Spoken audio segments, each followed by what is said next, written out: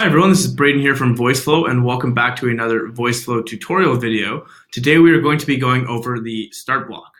So as you can see here, the start block is the main block on your Voiceflow canvas and it cannot be deleted. And the reason for this is that the start block is the block in which your Alexa skill will start. So when you launch your Alexa skill, this is where it is all going to start, and whatever you connect it to will be the first block to be activated. So let's actually do that now. You can see here, the start block only has one exit port because again, it is activated by the skill starting, and then whatever block you connect it to will be the first block to play within your skill.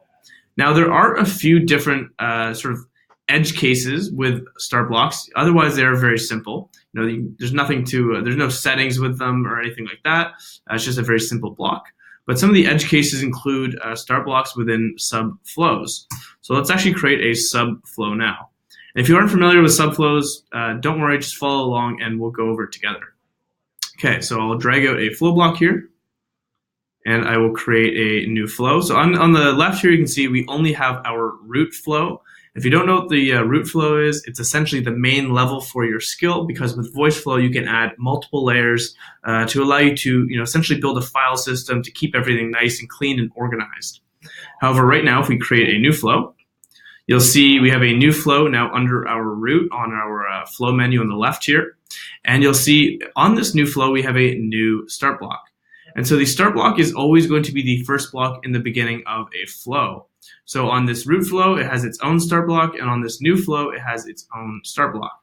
So anytime that a flow is starting, it will start from the start block, and it's very simple. Otherwise, just know that each flow has its own start block, with the root flow being the flow that gets activated when the skill gets activated.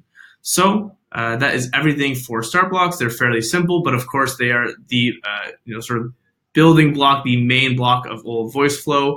So I hope you have a lot of fun building your skills. All right, guys, I will see you in the next video.